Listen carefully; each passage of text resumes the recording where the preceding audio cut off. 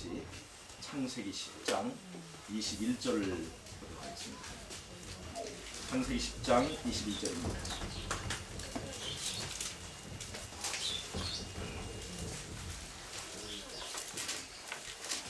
창세기 10장 21절에 보면 에벨 자손이 나옵니다. 한번 읽어주세요.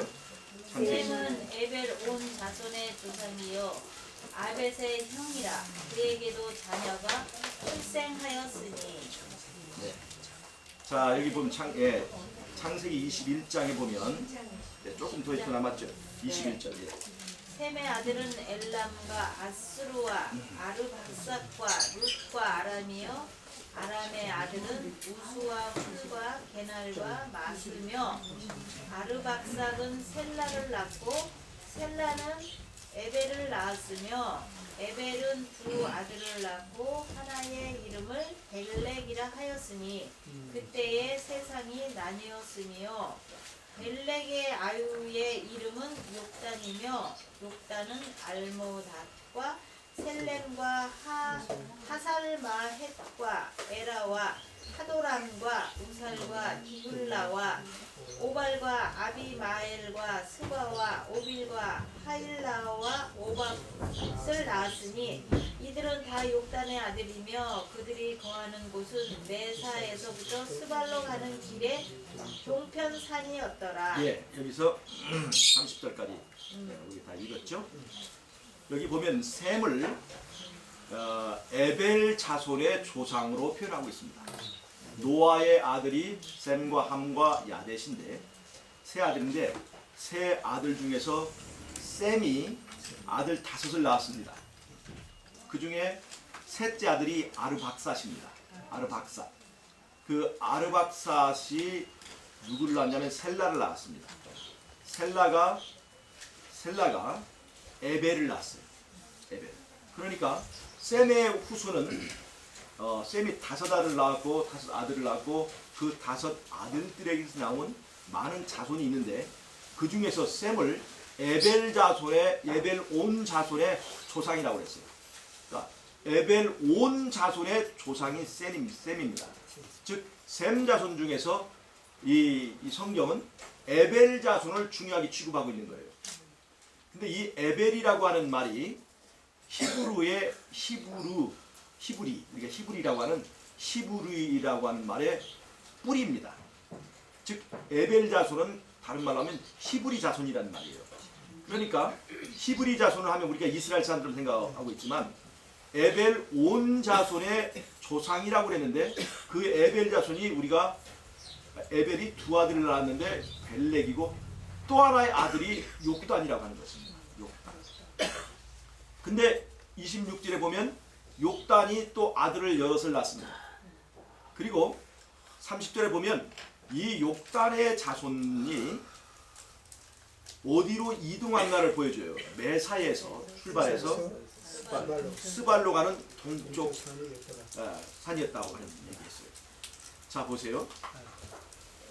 히브리 즉 에벨 자손이 2계통인데 하나는 벨렉, 하나는 욕단입니다. 그 벨렉 자손의 뿌리를 타고 누가 나오냐면 아브라함이 나와요. 즉 벨렉이라고 하는 이름은 그때 세상이 나뉘었다는 얘기입니다. 왜 나뉘었을까요? 바벨탑 사건으로 언어가 혼잡되어서 인구가 이동하기 시작한 거예요. 그래서 벨렉 때, 즉 에벨이 벨렉을 낳았을 때부터 세상에 나눠지기 시작했는데 벨렉이 낳은 때가 BC 2357년 이렇게 봅니다. 2870년이다. BC예요. BC 2870년이라고 우리 보는 경우도 있어요. 그런데 이 욕단의 자손이 즉 벨렉이 동생이에요. 히브리 자손이죠. 히브리인이죠.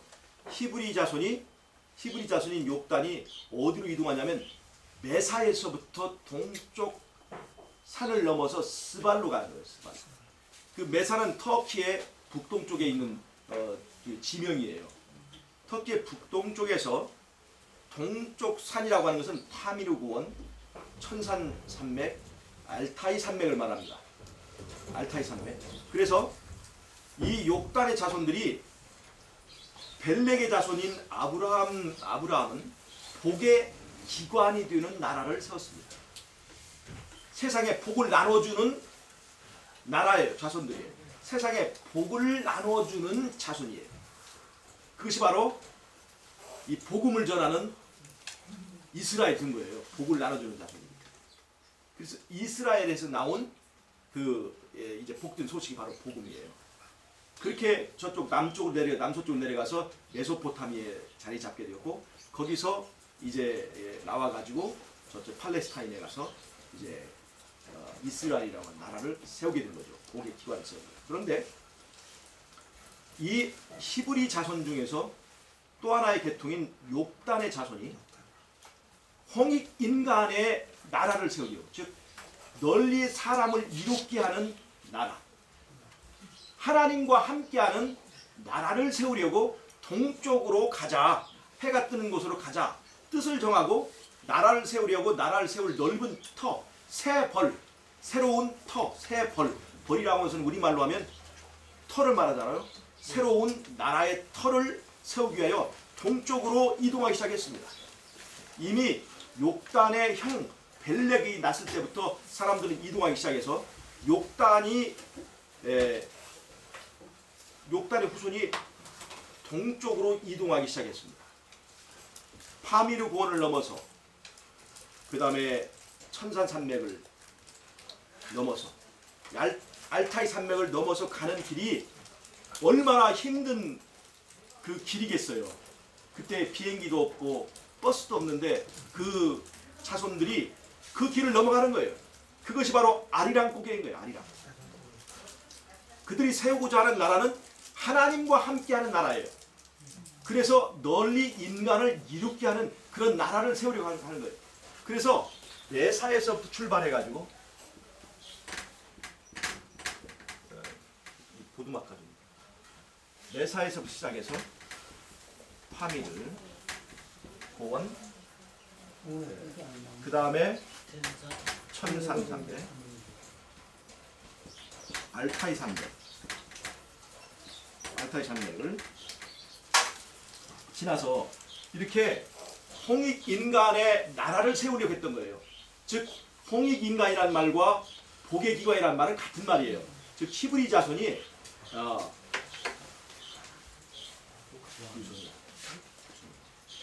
자손이 하나님과 함께하는 나라를 세우려고 길을 떠난 거예요. 그들이 넘는 고개가 바로 이런데, 지금은 비행기를 타고 가도 힘드는데 그 당시에 그 사람들이 이 산맥을, 동쪽 산을 타고 넓은 홍익인간의 나라를 세울 수 있는 넓은 터를 찾아서 가는데, 그 스발이라고 하는 말이 소련 사람들은 그걸 시베리아라고 부르고 우리는 새벌이라고 부르는 거예요. 새벌. 그래서 끝까지 그 아리랑 고개를 넘어서 결국 동쪽 넓은 터를 찾고 밝은 동쪽에 이 영산인 백두산을 가까이 와서 이제 동쪽 끝에 와서 나라를 세웠는데 그것이 고조선입니다. 조선이라고 하는 나라예요. 조선이라고. 이씨조선과 후별해서 이것을 고조선이라고 부르지, 이 나라 이름이 고씨가 아닙니다. 오래된 조선이라는 거예요. 그때 부른 노래가 아리랑이에요. 그러니까 아리랑. 우리는 이렇게 이것도 안 나오네. 저기 한번 찾아보세요.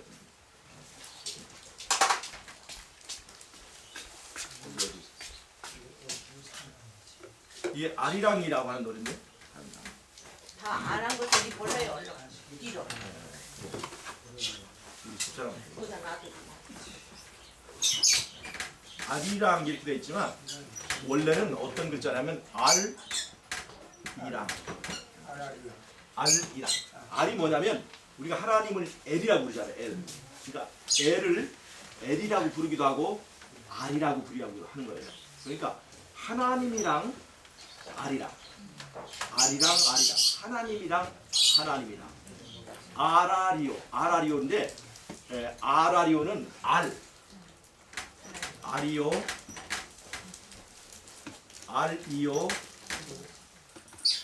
아리오.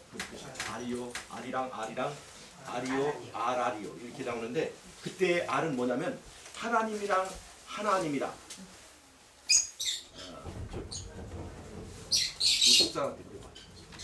하나님이랑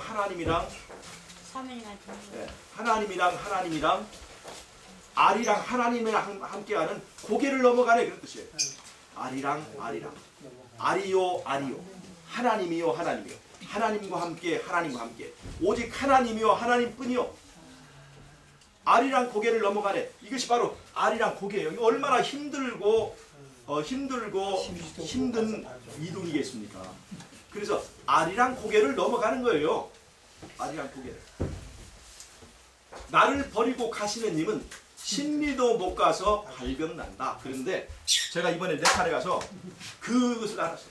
이들이 동쪽 산 홍익 인간의 나라 하나님과 함께하는 그 신시를 세우려고 그런 나라를 세우려고 이제 저쪽 세터를 찾아가다가 그 여행이 너무나 힘든 거예요.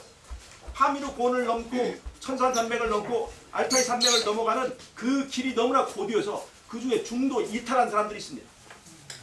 하다가 중간에서 거기를 넘지 못하고 저쪽 남서쪽으로 빠져서 내려온 나라들이 뭐냐면 티벳, 네팔, 부탄 이런 나라들이에요. 거기서 또 빠져가지고 저 동남아 쪽으로 빠진 것이 캄보디아, 베트남, 뭐 이런 타이, 태국 이런 나라들이에요. 그래서 제가 이번에 네팔을 가면서 나를 버리고 가시는 일 끝까지 하나님께서 하나님과 함께하는 홍익인간의 나라를 세우러 가는데 참지 못하고 결국 나를 버리고 가시는 님은 신리도 못 가서 발병난다든지 가보니까 네팔이 바로 거기서 발병이 났더라고요. 거기서 하나님과 함께하는 나라를 세우고 그래서 세상을 널리 이롭게 하는 나라를 세우겠다고 하는 이 욕단의 자손 그 욕단의 자손 끝까지 간 그게 누구냐면 단군 자손입니다. 욕단. 그래서 나오는 욕단이란 말은 단을 세우고 제사 드리는 자다 그런 뜻이에요. 그래서 단군이란 말이 바로 제사 드리는 단을 쌓고 제사 드린다는 뜻이에요. 그래서 끝까지 단군 조선의 나라를 세울 때까지 세터 하나님께서 지정해 주는 세터를 찾을 때까지 끝까지 여행을 포기하지 않고 간 그런 나라 그 사람들이 한민족이고 그게 고조선이라는 거예요. 고조선은 굉장히 넓은 영역을 가지고 있었습니다. 그런데 중간에 거기까지 가기보다 너무나 힘들다. 그래서 중간에 이제 세버린 나라들이 바로 네팔과 티벳과 부탄입니다. 그런 나라들, 캄보디아 이런 나라들인데 가보니까 신리도 못 가서 발병난다는 그 근방에서 모여서 사는 사람들이 얼마나 힘들고 어렵게 사는지 끝까지 하나님과 함께하는 나라를 세우려고 끝까지 와서 그 세벌에 와서 나라를 세우고 홍익 인간의 이념을 가지고 살았던 이 조선 민족은 마지막 때 발전해서 그렇게 적은 나라임에도 불구하고 발전해서 선진국이 되어 있는데 이 네팔에 있는 이 욕단의 후손들 가다가 그 목적을 버리고 나를 버리고 가버린 님들은 정말로 네팔에 가보니까 발병이 났더라고요. 그래서 발에 신이 별로 없어요. 아이들이 맨발로 놀아요. 발전이 안 돼 있어요. 먼지 구덩이, 매연 구덩이. 그 아이들은 싼 값에 창녀촌에 팔리고 노예로 팔리고 그런 나라가 됐다. 제가 이번 네팔을 갔다 오면서 바로 아리랑 민족이 얼마나 복받은 민족이 가는 걸 알게 됐습니다. 아리랑 민족은 가다가 중단한 민족이 아닙니다. 하나님과 함께하는 나라를 가기까지 그 산을 넘어가는 산의 광야를 건너가서 결국 이 세벌이라고 하는 가나안에 도착한 나라가 바로 이 조선이었어요. 바로 그 조선 무궁화가 이 꽃피고 무궁화가 잘 사는 나라. 그래서 무궁화를 국화로 하는 나라가 바로 조선인데 바로 저쪽에 남쪽에 또 다른 히브리 민족인 이 벨렉의 자손 아브라함이 사는 그 동네도 무궁화가 꽃피는 나라예요. 그래서 거기서 샤론의 장미라고 하는 것이 예수님을 가리키는데 그것이 바로 무궁화예요. 똑같이 무궁화를 나누는 나라예요. 그래서 히브리 자손, 즉 에벨 자손의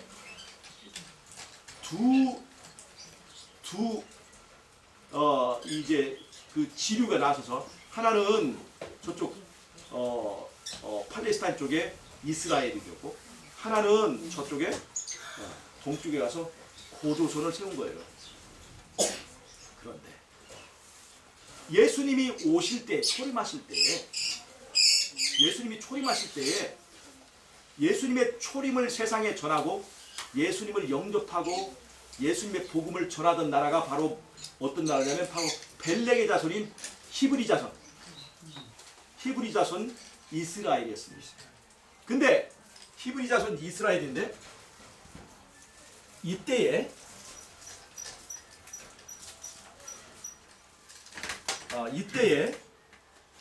이스라엘은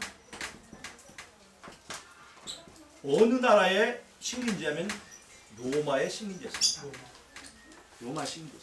로마가 세계를 지배하던 때였습니다. 서양을 지배하던 때였어요. 그때 이 이스라엘은 로마의 식민지로 있었는데 그 이스라엘에 예수님이 초림하신 거예요. 예수님이 초림하셨는데 이스라엘은 그 당시 모든 대륙으로 갈 수 있는 교통의 중심지로 있었던 거예요. 그리고 특별히 복음을 전하기 위해서 로마 제국이 세계의 모든 길들을 다 정비해 놨던 때입니다. 그래서 로마 제국이 마련해 놓은 이 네트워크, 도로의 네트워크를 통해서 복음이 세상 끝까지 전파되는 초림 때의 역사가 있었습니다. 즉 복음이 전파되어질 때 로마 제국이라고 하는 제국이 완성되어서 그 제국의 도로망 네트워크를 통해서 복음이 전해지게 됐던 거예요. 그때에 즉 초림 때에 히브리 자손으로서 역할한 것이 바로 이스라엘인데 그 초림 때의 이스라엘이 복음을 전하면서 쓴 책이 뭐냐? 그것이 바로 사도행전이에요. 사도행전. 근데 여러분 사도행전을 읽다 보면 사도행전 28장을 보면 다른 책들은 다 인사하고 마무리하고 다 이렇게 마무리가 되는데 사도행전만큼은 마무리가 되지 않고 28장의 이야기가 끝납니다. 그리고 이 복음이 로마의 식민지였던 이스라엘을 통해서 로마 제국의 네트워크를 통해서 이 복음이 전파되는데 어느 방향으로 가냐면 서쪽으로 전해졌습니다. 여러분 잘 보세요. 동쪽으로 전해지지 않고 서쪽으로 전해진 것은 서쪽으로 돌다 예수님 재림 때가 가까웠을 때 이 복음이 어디 와서 꼽히냐면 한국의 즉 고조선 또 하나의 히브리 자손인 이 대한민국에 와서 무궁화의 나라 와서 무궁화가 꽃피는 것처럼 십자가의 복음이 꽃을 피워버렸다는 거죠. 밤에 서울에 가서 그 야경을 보면 이 십자가가 무궁화 꽃처럼 여기저기 피어 있습니다. 얼마나 생명력이 강한 무궁화인 줄 아시잖아요. 십자가가 무궁화 꽃 피는 것처럼 꽃이 피어 있어요. 즉 왜 동쪽으로 가지 않고 사도 바울이 이제 자기 나름대로의 어떤 길을 가려고 할 때 하나님의 성령이 막아가지고 결국 마게도냐로 가게 되잖아요. 그래서 복음이 서쪽으로 방향을 탄 거예요. 왜냐하면 타이밍이 예수님 재림 때에 이 또 다른 히브리 자손에게 그 복음이 마저 떨어지는 그 시간을 맞추기 위해서 서쪽으로 돌다가 이제 이 복음이 미국을 통해서 이 복음이 또 하나의 히브리 자손인 이 조선에 한국에 전해지고 여기서 복음이 꽃을 피게 됐다. 그런데 로마가 이스라엘을 식민지로 삼고 세계를 지배하고 있을 때 이때 동양에서는 한나라가 동양의 세계를 지배하고 있습니다. 중국이. 이때 중국의 식민지로 있던 나라가 고조선입니다. 조선이에요. 즉 이 로마가 세계를 지배할 때 서양 쪽을 지배하고 있을 때 이 동양을 지배하던 나라가 바로 한나라인데 중국인데 그 중국의 식민지로 있던 나라가 또 다른 히브리 자손인 우리 고조선이었다는 거죠. 그래서 이 한나라는 이 고조선을 식민지로 하면서 거기다 한사군을 세웠죠. 낙랑군이며 현도군, 대방군 그런 한 사군을 설치해서 식민지로 삼았었습니다. 그런데 이때 로마 제국과 한나라는 아주 유사한 패턴을 가지고 있는데 로마 제국의 북쪽에는 뭐가 있냐면 유목민 게르만들이 있었어요. 게르만들이 있었습니다. 근데 한나라도 북쪽에 유목민들이 있었습니다. 그게 바로 뭐냐면 흉노족이 있었어요. 여기 흉노가 있었던 거예요.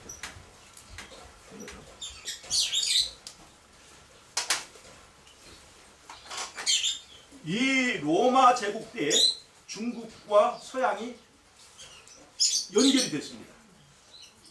사절단이 오고 연결이 됐었어요. 그리고 이때에 이 로마를 성경에서는 용으로 묘사하는데 한나라가 다스릴 때 이 중국도 용으로 자기 나라들을 묘사하기 시작했습니다. 즉 서양의 용의 나라가 다스릴 때 동양에서도 용이 등장하게 되었다는 것입니다. 북쪽에 한나라의 중국의 북쪽에 흉노족들이 있었어요. 이 한나라는 흉노족이 이 유목민들의 공격 때문에 아주 골치를 썩이고 있었습니다. 그런데 한무제 때 한나라의 중국에 걸출한 그 왕인 한무제 때 흉노족을 토벌했습니다. 그래서 흉노가 처음에는 남북으로 나눠졌어요. 그러다가 북쪽에 있는 흉노가 동서로 나눠지면서 서쪽에 있는 흉노가 저쪽 유럽 쪽으로 이동을 하기 시작했습니다. 그래가지고 로마의 북쪽에 있는 게르만족을 공격합니다. 이 게르만족이 이 동양의 유목민족에게 이제 쫓겨가지고 어디로 가게 되냐면 로마 제국으로 들어가게 돼요. 이때의 게르만족은 아주 못 사는 야만족이고 로마는 아주 선진 문물을 가지고 있던 나라였어요. 근데 로마는 사치하고 그렇게 타락해 있었기 때문에 게르만 민족들이 와서 보니까 돈은 많고 배우는 건 많은데 너무나 허약한 거예요. 그래서 이 게르만 민족들이 로마에 들어가가지고 결국에는 로마 제국을 무너뜨려 버립니다. 그래서 게르만 민족에 세운 10개의 나라들로 쪼개지게 돼요. 그러니 이 패턴이 참 재밌지 않습니까? 동양의 유목민이 서양의 유목민을 쳐가지고 그 서양의 유목민이 성경의 예언인 10발, 그러니까 로마를 10개로 나눠주게 되는 예언을 이루게 한 거예요. 그러니까 동양과 서양이 떨어진 것이 아니에요. 그리고 이 복음은 서쪽으로 전해지면서 결국에는 동양의 히브리 자손인 한국에 와서 꽃이 피었습니다. 왜 그랬을까요? 이것은 바로 서양의 히브리인인 이스라엘이 예수님의 초림을 위해서 일을 했다면 이 동양의 히브리인인 한국 사람들이 재림 때에 이 복음을 위해서 크게 일할 수 있도록 하나님께서 숨겨놓은 그런 자손들이기 때문에 그렇다는 것입니다. 제가 지난 시간에 이 한국 사람들과 이스라엘 사람들의 어떤 유사점이 있는가를 제가 다 설명을 했어요. 히브리 자손의 특징이 뭐냐면 흰옷을 좋아합니다. 이스라엘도 세마포를 입는 민족이고 한국도 아주 하얀 옷을 즐겨 입는 그런 사람들. 무궁화의 나라이고 그 다음에 6월절 피 바르는 것처럼 이 한민족은 동짓날에 팥죽을 발라요. 그 다음에 정월대보름 행사가 똑같습니다. 이스라엘의 정월대보름 쓴 나물을 먹고 그 다음에 누룩 없는 떡을 먹는데 동양에서의 히브리 자손인 한국에서는 그날 나물을 먹고 또 오곡밥을 먹고 그런 특별한 것이 있어요. 그 다음에 히브리 민족의 특징이 뭐냐면 추수감사절을 지키는 건데 음력을 지키죠. 그것이 바로 날짜가 거의 비슷합니다. 음력을 지키면서 날짜가 비슷해요. 아주 비슷한 패턴이 많이 있습니다. 아주 비슷한 패턴. 그래서 왜 그렇게 했을까? 알고 보니 뿌리가 같더라는 겁니다. 뿌리가 같더라는 거예요. 그런데 아까 제가 사도행전 말씀을 드렸잖아요. 사도행전이 왜 중간에 그렇게 완벽한 마무리를 하지 않고 툭 끊어졌을까? 그 사도행전은 어느 때 이어져야 되냐면 재림 때의 사도행전이 이어져야 됩니다. 재림 때 복음이 땅끝까지 전해지려면 이스라엘은 예전에 초림 때 이스라엘이 로마 제국이라고 하는 네트워크가 다 완성됐을 때 그것을 활용했던 것처럼 이제 이 마지막 때에 미국을 통해서 세계가 평정되고 미국의 네트워크를 통해서 일해야 되는데 한국의 지정학적 위치가 참으로 재미있는 것이 대륙과 해양의 접합점에 있으면서 만약 한국이 통일만 된다면 한국을 통해서 중국으로 가고 한국을 통해서 저 러시아를 거쳐서 유럽까지 기차로 갈 수 있다는 거예요. 이제 이제는 그 고속열차를 타고 유럽까지 그냥 순식간에 갈 수도 있는 그런 길들이 열리게 됐다는 것입니다. 그래서 한국이 통일되는 것이 필요한 거예요. 왜냐하면 복음의 중심지 역할을 하려면 한국이 통일되어야 그런 역할을 할 수 있어요. 그 다음에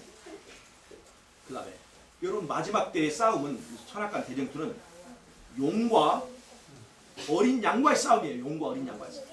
그런데 제가 분명히 말씀드렸지만 용과 어린 양의 본선 매치가 이루어지기 전에 용들의 여의주 다툼이 있어야 된다고 그랬죠. 즉 동양에는 지금 중국이 용의 모습을 드러내고 있습니다. 원래 등수평 때만 해도 중국은 힘은 가지고 있되 그것을 나타내지 말라고 했어요. 그러니까 절대로 힘 있는 척을 하지 말라고 그랬거든요. 힘을 키우되 힘 있는 모양을 나타내지 말라. 그런데 시진핑 시대가 되면서 이 사람들이 이제 힘을 과시하기 시작했습니다. 이제는 우리도 힘을 발휘해서 세계를 향해서 나아가고 세계 지배를 향해서 이 사람들이 드디어 이제 불기하기 시작했다는 겁니다. 일어서기 시작했다. 그리고 이제까지 중국은 여러 위원회가 이루어져서 여러 사람들이 권력을 분점해 가지고 그렇게 그 효율을 통해서 중국을 통치했어요. 그런데 시진핑 시대가 되면서 시진핑 한 사람의 권력이 지금 집중돼 가고 있는 것이죠. 동양의 한마디로 말하는 독재 권력이 형성되기 시작했어요. 용의. 그런데 이번에 이 용의 계보가 계시록 13장에 보면 로마 제국인데 로마 제국이 종교적인 힘은 로마 카톨릭에게 주었지만 이것이 정치적인 힘은 돌다 어디로 왔냐면 미국에게 그 정치적인 로마 제국의 정치적인 그 힘이 주어졌어요. 그래서 이 미국이 새끼양 같은 짐승인데 로마 제국의 힘을 이어받은 거예요. 그래서 새끼양 같은 짐승의 입에서 어떤 소리가 나왔냐면 용의 소리가 나오는 거예요. 용의 소리. 거칠고 사납고 호령하는 소리가 나오는데 이번에 트럼프라고 하는 진짜 이건 완전히 막말 쓰레기 같은 맞죠? 뭐 이거 사람을 용용 죽겠지 하는 것도 아니고 이 용의 소리를 하는 대통령이 지금 됐다는 겁니다.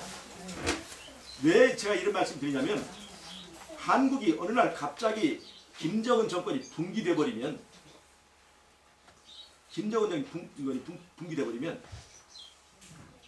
이 한국과 미국이 연맹했기 때문에 군사조약이기 때문에 지금 미국은 북한의 핵무기를 용납할 수가 없어요. 한국 사람들이 지들끼리 싸우는 거 죽는 건 상관없는데 이 핵무기가 미국을 공격할 수 있다 생각하기 때문에 그것은 절대로 용납 못한다는 거죠. 한국 사람들이 지들이 핵 가지고 장난하다 지들이 죽는 것은 괜찮지만 지들만 죽는 게 아니라 미국을 향해 쏘고 죽으면 안 되기 때문에 만약에 그런 미국을 타격할 때까지 그런 상황에 도달하게 되면 미국은 선제 공격을 한다는 거예요. 충분히 그럴 수 있는 나라입니다. 충분히 그럴 수 있는 나라예요. 그런데 제가 지난번에 말씀드렸지만 북한은 바벨론의 구조를 가지고 있어요. 바벨론이라고 하는 것은 종교가 정치 세력과 결탁되어 있는 형태. 정치가 종교화되어 있는 것입니다. 그래서 바벨론은 누구에 대한 도전이 있냐면 하나님에 대한 도전이 있어요. 나라들과의 싸움이 아니에요. 이거는 하나님과의 싸움이 있는 거예요. 그래서 미국이 타격하기 전에 누가 타격하냐면 하나님이 타격하십니다. 이건 하나님에 대한 도전이기 때문에 미국이 타격하기 전에 하나님이 무너뜨린다는 것이 그게 바벨론의 멸망의 공통적인 특징입니다. 그러면 미국이 선제 타격할 시점이 굉장히 가까웠어요. 언제 선제 타격하느냐? 핵을 소형화할 때, 그 다음에 이 소형화된 핵을 ICBM에다 실어가지고 대륙간 탄도탄을 통해서 미국에 쏴버릴 수 있을 때 그 실력을 갖추게 되면 이제 미국도 꼼짝을 못하는 거예요. 북한에게 져서가 아니라 북한이 빅수를 줄 수 있다는 거예요. 이제 같이 죽자고 할 수 있기 때문에 그때가 됐을 때는 선제 타격을 할 수밖에 없는 거예요. 그런데 바벨론이라고 하는 것은 하나님에 대해 도전하는 거예요. 하나님에 대해 도전하기 때문에 누가 이것을 무너뜨려야 돼요? 하나님이 무너뜨려야 되는 거예요. 미국이 손대기 전에 하나님이 무너뜨리는 거예요. 그래서 바벨론은 유브라데 강물이 말라서 무너집니다. 유브라데 강물이라고 하는 것은 바벨론을 에워싸고 있는 바벨론을 지켜주는 보호막인 거예요. 즉 믿는 돕게 발등 지키게 되는 것인데 그 일을 누가 하느냐? 하나님이 하시는 거예요. 자기가 이제까지 믿었던 것, 그들의 신앙, 믿는 거예요. 그들의 세력, 그 세력에 의해서 오히려 뒤통수를 맞게 되는 것이 바벨론의 최후의 현상이에요. 그러니까 바벨론은, 북한이라고 하는 바벨론은 이제 붕괴되기가 너무 쉬운 상태에 가까웠다는 것이 어느 날 있을지 몰라요. 이 박근혜 정권이 이렇게 쉽게 무너지는 것처럼 북한에 있는 이 정권이 어느 날 갑자기 붕괴될 수가 있는데 그건 사람의 마음을 지키시고 움직이시는 하나님의 손에 의해서 된다는 것입니다. 그래서 저는 북한의 군부의 반란. 왜 그러냐? 김정은 정권은 군사력으로 선군 정책, 군대를 가장 우선시하는 그 정책으로 이제 그 나라를 꾸려가는 것이거든요. 그러니까 국민은 배고파 죽어도 군대의 식량은 끊이지 않는 거예요. 그런데 그렇게 믿었던 군대의 반란에 의해서 북한이 무너질 때 그 북한을 남한에 가서 그런 조짐이 보이면 바로 남한에서는 특공대를 보내고 또 미국과 함께 그 핵무기를 해체할 수밖에 없는 거예요. 핵무기만 없으면, 그리고 화학무기만 없으면 북한은 큰 힘이 없어요. 그러면서 북한 정권이 붕괴되면 한국은 통일되는 것이에요. 한국의 경제력과 이 미국의 연합된 힘으로 북한을 이제 통일을 시키면 이때부터 국제 간의 긴장이 시작됩니다. 그게 뭐냐? 북한은 중국과 군사조약을 맺었어요. 북한에 무슨 일이 생기면, 정변이 생기거나 북한 전쟁이 일어나면 중국은 자동 개입하게 되어 있습니다. 그러니까 남한과 함께한 이 미국의 세력과 북한과 함께하는 이 중국의 세력이 북한 어딘가에서 맞부딪히게 됩니다. 그런데 이런 때를 위해서 두 용의 쌈딱들이 준비됐습니다. 하나는 이제 중국의 독재 정권을 이제 완성시킨 시진핑과, 그 다음에 이쪽 남한 쪽에는 진짜 이 용 같은, 가만히 잘 보세요. 트럼프 꼭 용같이 생겼잖아요. 그 용같이 생긴 쌈을 좋아하는 두 사람들이 부딪힌다는 거예요. 그러니까 이게 저는 사실 클린턴이 될 줄로 알았거든요. 그런데 트럼프가 됐어요. 이것은 중국과의 전쟁이 불가피하다는 것이죠. 즉 결승전이 다가왔으면 빨리 준결승전을 치러야 되는데 둘이 하나가 싸움을 피하고 자꾸 평화를 부르짖으면 싸움이 안 되니까 둘 다 호전적인 사람들로 딱 준비된 거예요. 그래서 부딪히게 되어 있습니다. 긴장이 굉장히 격화되게 되어 있습니다. 지금까지 중국이 미국과 되게 나쁜 사이가 아니었는데 트럼프는 러시아와는 굉장히 가깝습니다. 그런데 중국과는 아주 사이가 안 좋아요. 그래서 김정은 정권이 붕괴되는 것 때문에 미국과 중국이 엄청난 대립, 긴장이 될 수밖에 없습니다. 그런데 트럼프가 이제 이 중국과의 이 싸움을 붙이고 하지만 중국을 넘어뜨리려면 미국은 이것을 지금 트럼프가 말하는 대로 자기 이익을 취하는, 이익만 생각하는 그런 사람으로서는 이 중국과의 싸움에 이길 수가 없습니다.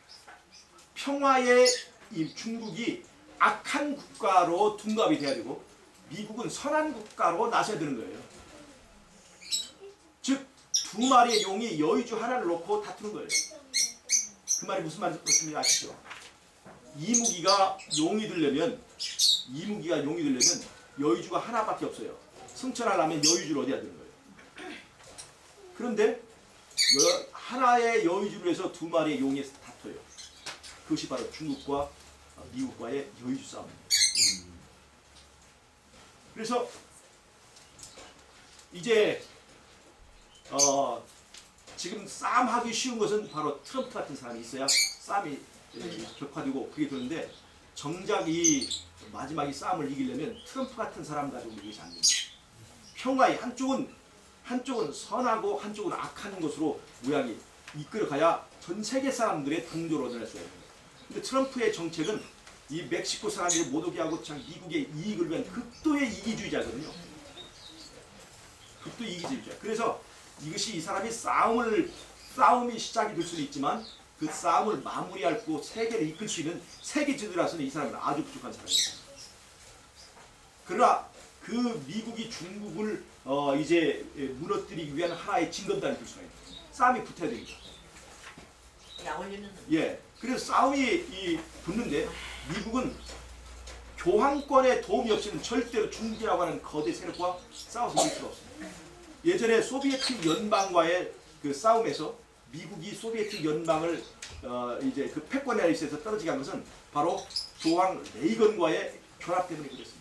교황 레이건이 아니라 레이건이 교황 바오로 2세, 요한 바오로 2세와 결합을 해가지고 교황권의 비밀 이 작전과 미국이 세력이 결합을 해서 소비에트 연방을 해체해버렸어요. 즉 핵무기 싸움을 한 게 아니에요. 핵무기 싸움을 한 게 아니에요. 내부에 분열이 일어나게 한 거예요. 자, 북한도 내부의 분열로 무너지죠. 소련도 내부의 분열로 일어나서 소비에트 연방이 깨져버린 거예요. 그러니까 러시아가 소비에트 연방이 깨어진 다음에는 미국을 대항할 수 없어요. 중국도 절대로 미국이 핵을 쏘거나 그러진 않습니다. 그러면 공멸이 되는 거죠. 공멸. 그래서 미국이 중국을 에워싸면서 교황권과 손을 잡고 착한 이미지, 세계를 지배할 수 있는 세계에 이제는 미국 대통령은 트럼프를 들 수 있을지 모르지만 세계 대통령은 절대로 트럼프 같은 사람들은 아닙니다. 세계 사람들의 칭찬을 받고 세계 사람들의 이 추대를 받으려면 선한 이미지로 이것이 나오면서 교황권과의 결탁이 있어야 돼요. 트럼프는 교황과 사이가 안 좋습니다. 얼마 전에도 교황에게 욕을 한 적이 있잖아요. 얘는 그냥 아무데나 들이받는 사람이에요. 교황하고도 싸우고 그런데 이 트럼프가 미국의 대통령 될 수도 모르지만 세계의 지도자는 되게 어려워요. 그래서 싸움을 할 수 있습니다. 싸움은 시작할 수 있지만 이것을 이기게 하려면 교황과 세력을 잡은 평화의 어떤 그 지도자가 또 나와야 될 것입니다. 그래서 중국의 인권 문제를 자꾸 얘기하면서 중국의 핍박받는 소수민족들을 구하기 위해서 그런 명분으로 중국을 에워싸고 있다가 지금 저쪽 만주 쪽에는 막 중국과 미국이 일촉즉발 언제든 전쟁이 일어날 수 있는 그런 상태가 되니까 그쪽으로 군사력이 집중된 사이에 저쪽 네팔 옆에 티벳이 있어요. 티벳에서 독립운동이 일어나면 옛날에는 군대를 거기다 동원해가지고 거기 짓밟을 수 있었는데 군사력이 한쪽으로 집중됐기 때문에 여력이 없을 때 티벳이 독립을 해버려요. 그러면 거기서 끝나는 게 아니라 그 옆에 있는 위구르도 독립을 원하는데 위구르가 독립합니다. 그러면 소수민족들의 독립이 이제 싹 돌아버리면 중국은 소비에트 연방이 깨져버린 것처럼 중국은 작은 나라들로 이렇게 나눠지면서 중앙에 한민족이라고 하는 큰 덩어리에 있을 뿐이에요. 그러면 한국은 통일됐고 한국에는 기독교 세력이 자리 잡고 있어요. 네팔에 가니까 네팔은 불교가 주도하고 그다음에 힌두교가 있고 기독교는 아주 소수의 세력이에요. 기독교 세력이 주도하고 있는 이 한국이 중국이라고 하는 장벽이 딱 무너지면서 이 복음이 한국을 통해서 저쪽에 러시아와 유럽 쪽으로 그 다음에 티베트와 네팔까지 그 다음에 중국 전역에 이 복음이 전해질 수 있는 그 기반이 마련되게 된다는 것입니다. 이런 과정이 이제 우리를 기다리고 있는 거예요. 제가 어저께도 제가 간증히 말씀드렸지만 제가 이번에 네팔에 가서 네팔에 가서 이제 복음을 전하라고 하는 이제 부르심을 받고 대답을 했는데 걱정되는 것이 바로 언어의 문제예요. 언어의 문제. 제가 한국어로 하고 영어로 통역을 하고 영어를 다시 네팔어로 하다 보면 이게 늘어져 가지고 이게 얼마나 힘든지 몰라요. 그래서 저보고 부탁한 것이 뭐냐면 영어 원고를 작성해 오라는 거죠. 12개의 설교에 영어 원고를 작성해 오라는 거예요. 그런데 제가 대답은 했지만 영어 원고를 작성하려 보니까 그 너무나 어려운 거예요. 제가 다루는 주제들이나 이런 것들이 굉장히 어렵고 난해한데 그걸 가지고 제가 이 원고를 작성하니까 너무나 힘들어서 12개를 작성했는데 하나도 못 해버렸어요. 원고를. 제가 전에 저희 제주도 국제교회에서 10계명 속의 복음이라고 하는 주제로 제가 영어 설교를 한 적이 있어요. 원고를.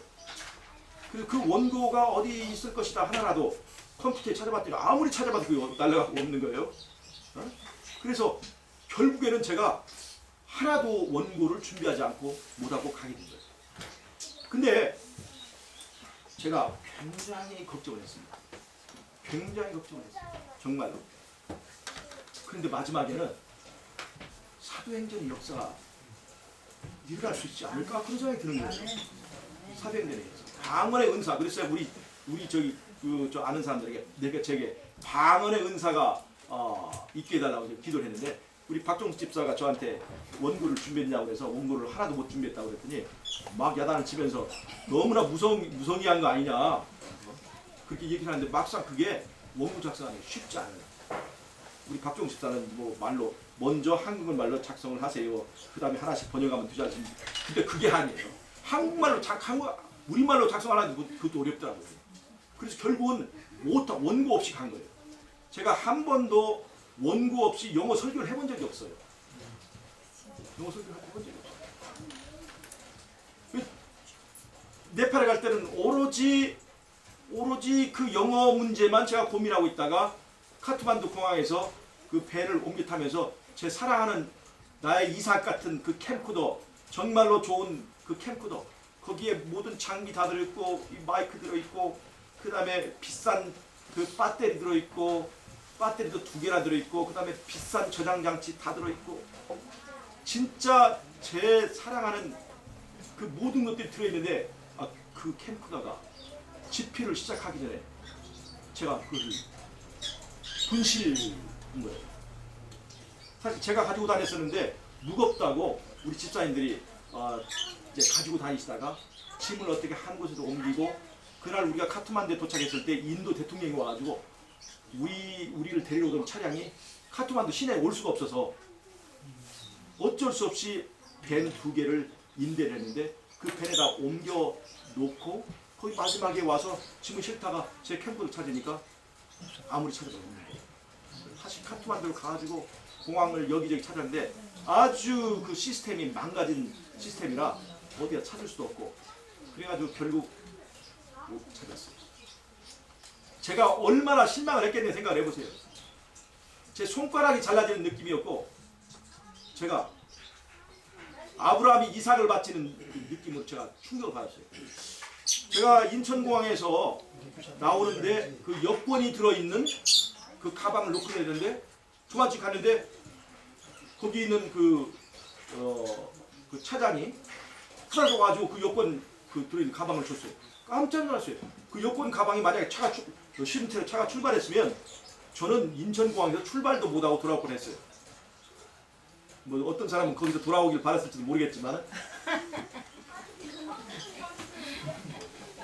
그런데 제 생각에는 하나님께서 나를 도와주시구나 생각을 했어요.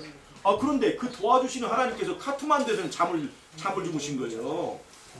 인천공항에 도와주시는 하나님이 왜 카트만두에서는 이 효력을 발휘하지 못하는가? 나 처음에는 인천공항에서 그 여권도 해주신 하나님께서 내 이 귀중한 캠코더는 왜 지켜주지 못하는가? 그런 생각이 막 들더라고요. 사람들도 막 그러는 거. 인천공항에서 도와주신 하나님께서 왜 이 캠코더를 잃어버리겠을까? 진짜 그 다음에 이제 내일부터 일을 해야 되는데 그걸 찍어야 되는데 제가 너무 낙담이 되는 거예요. 그 다음에 이제 겁이 나는 거예요. 내가 어떤 얼굴로 우리 집사람을 보는가. 우리 집사람이 캠코더 거기 가면 잃어버릴지 모르니까 구형 가지고 가라고 그렇게 얘기를 했는데, 우리 집에서 하나님 말고 두 번째로 높으신 우리 마라님이 그렇게 얘기를 했는데, 제가 그 말을 안 듣고 신약을 가져왔다가 그 말이, 그 예언이 딱 들어맞아가지고 하고 나니까 먼저 우리 집에 있는 사람이 생각이 나요. 큰일 나. 가지고 가지 말라고 그랬는데 이것이 여기서 이렇게 걸릴 줄이야. 마음이 그냥. 그런데 그때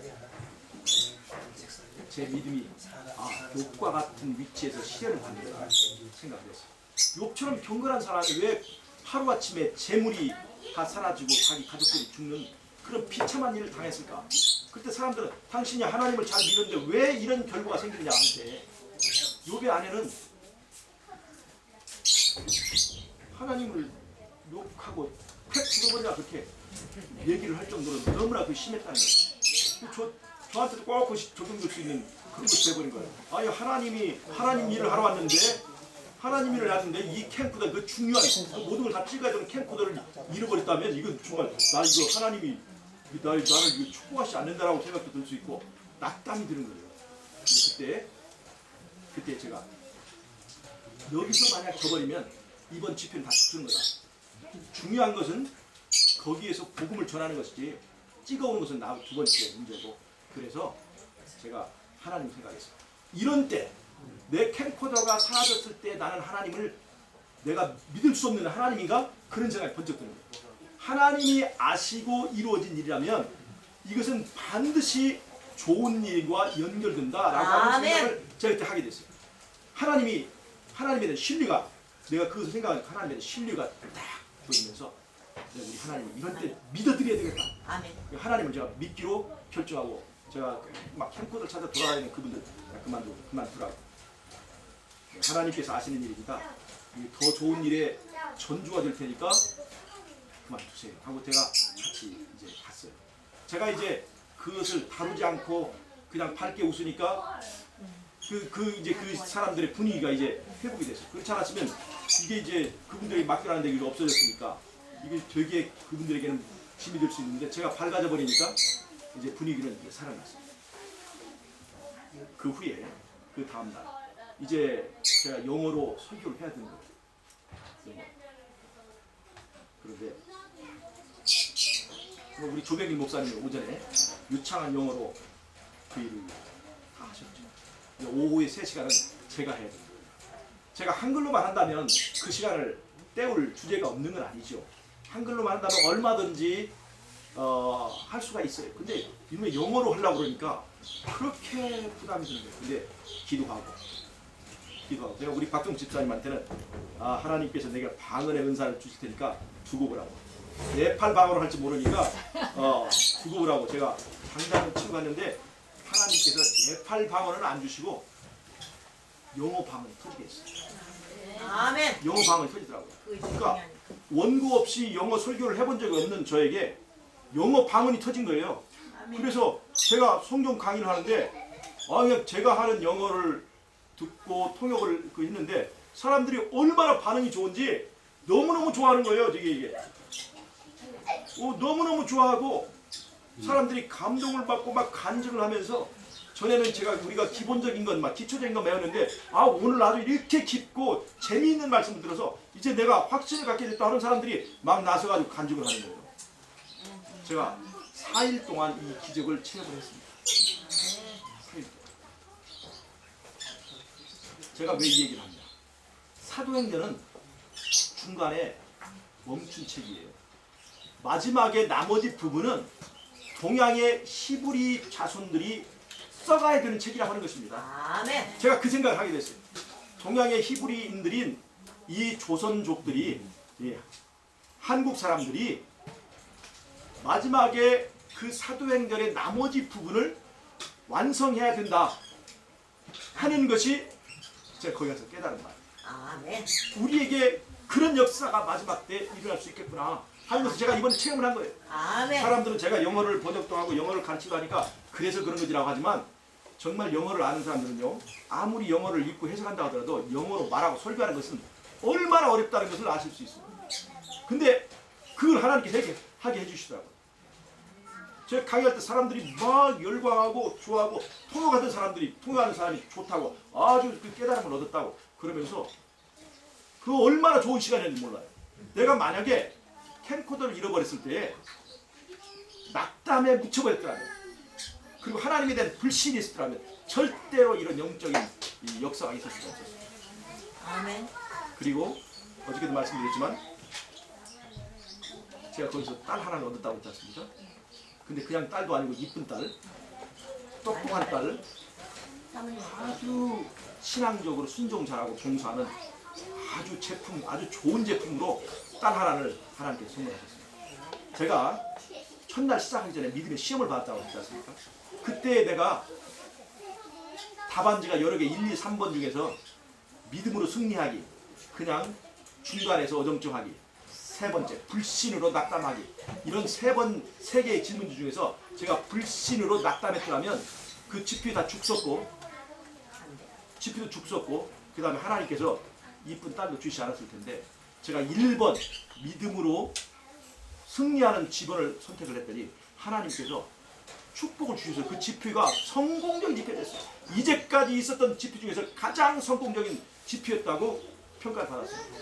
아멘. 그리고 거기 있는 사람들이 저보고 그냥 아주 정말로 좋아하고 거기 있는 사람들 다 제 팬이 되어버렸어요. 그 방언의 은사를 이번에 제가 받았어요. 그리고 이제 자신감을 가졌어요. 아, 영어 못해도 하나님께서 함께 해주시니까 되는구나. 그걸 제가 알게 된 거예요. 그래서 여러분, 제가 이번에 정말로 귀중한 경험을 했습니다. 우리가 주의 일을 할 때 반드시 우리를 보내는 사람도 있지만 우리를 방해하는 세력도 있다는 것을 제가 알게 됐어요. 사단이 저를 이번에 크게 방심한 틈을 타서 크게 시험을 했어요. 제가 돈 100만 원을 잃어버렸으면 그렇게 낙담하지 않았어요. 근데 이게 그 지표를 위해서 찍어야 되고 동영상을 올려야 되고 저한테는 너무나 소중한 도구잖아요. 그 도구를 잃어버렸을 때 제가 정말 낙심됐어요. 그런데 그 낙심에 지지 않고 우리 하나님을 바라보니까 믿어도 되겠더라고요.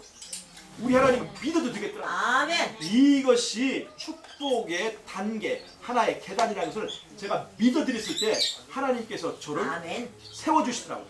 아멘. 이렇게 자격도 없고 이렇게 능력도 없는 저를 그 지표에서 성공하게 만들고 그 사람들이 우러러보는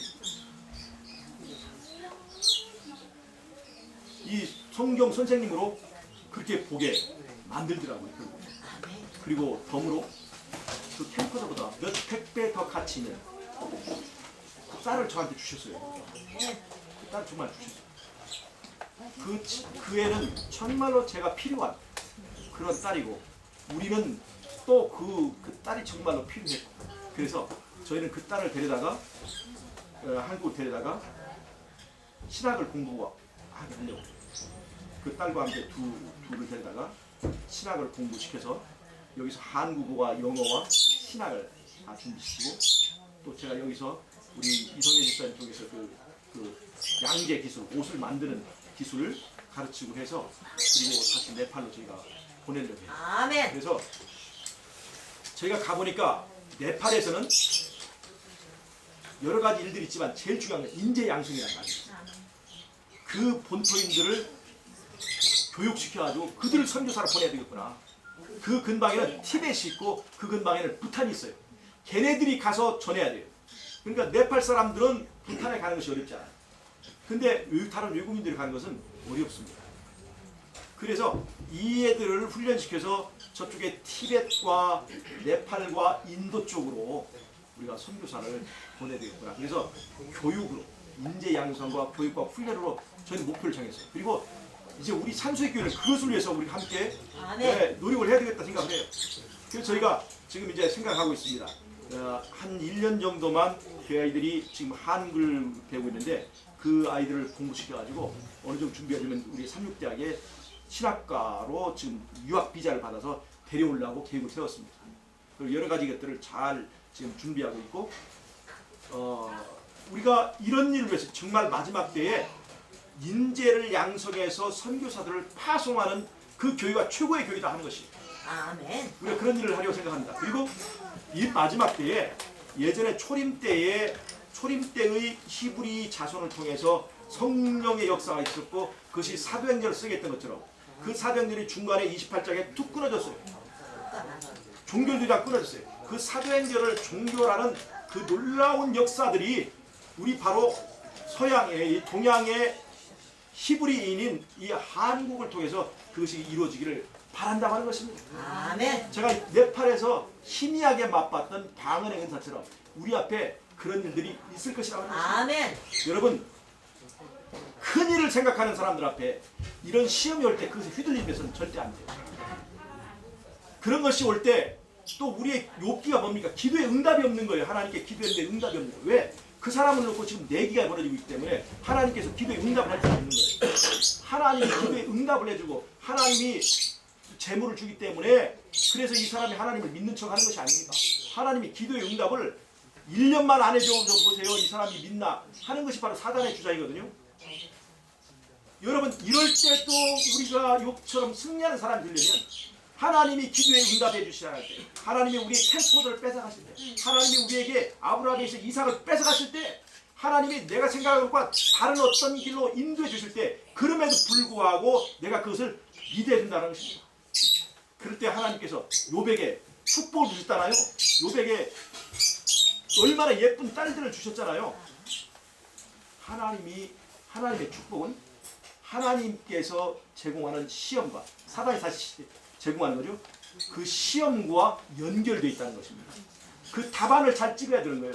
내가 선택하는 대로 우리의 선물이 연결된다는 것입니다. 아멘. 네.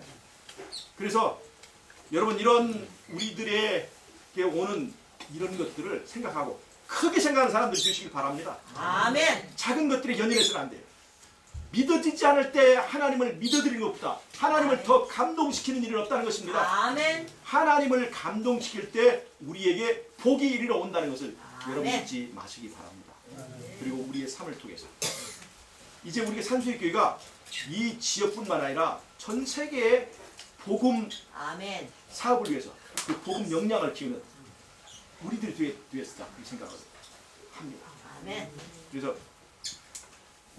여러분 하나님께서 우리 부족한 우리들을 택해서 이 교통의 요지에 대륙과 해양의 접합점에 살게 하시고 마지막 때 누구가 꼽히는 나라 복음이 꼽히는 나라에 우리를 불러주셔서 마지막 때 중요한 이 기회를 예수님의 기회를 알게 해주신 것 정말 감사하지 않습니까? 아멘. 네팔에 가니까 나를 버리고 가시는 님들이 얼마나 발병이나 있는가 제가 볼 때 그 네팔어를 제가 조금 봤는데요.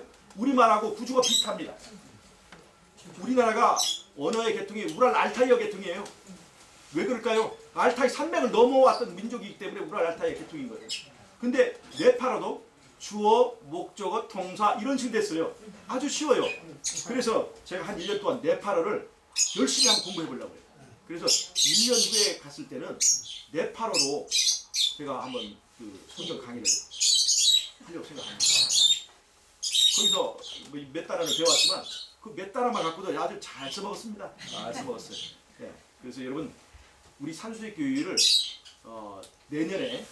내년 연말에 반드시 거기를 좀 다녀와야 됩니다. 왜냐하면 우리가 아리랑 민족이 나를 버리고 가시는 님은 발병이나 있는데 그 발병을 좀 치료하러 우리가 가야 되지 않겠습니까? 아멘. 가서 그곳에 발병 나서 거기에 남아있는 우리 같은 욕단의 자손들을 우리가 또 다시 함께 만나서 치료하고 또 하나님께 데려오는 그런 일을 위해서 지금 여러분 지금부터 그 11월 달이나 12월 달에 갈 그것을 위해서 준비하시기 바라요. 아멘. 비행기표를 미리 우리가 예매해서 제가 이번에 갔다 오면서 많은 그 생각을 했어요. 그들에게 뭐가 필요한지 뭐를 갖다 주면 좋을지 그거 다 생각했고 비행기는 절대로 이렇게 갈아타는 비행기는 절대 타지 말아야 되겠다. 힘들더라도 직행으로 가야 되겠다. 이번에 절실하게 제가 갔다 오면서 느꼈어요. 가는데 이틀 오는데 이틀 진짜로 그냥 힘들어서 죽을 뻔했어요.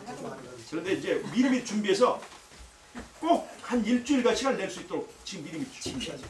우리 욕단의 자손이 끝까지 산을 넘고 이겨내서 그 다음에 하나님이 함께하는 홍익 자손의 나라를 세운 이 한민족의 저력을 우리가 복음으로 복음 영광을 나타내는 자, 여러분이 드시길 바라면서 아멘. 말씀을 마치도록 하겠습니다.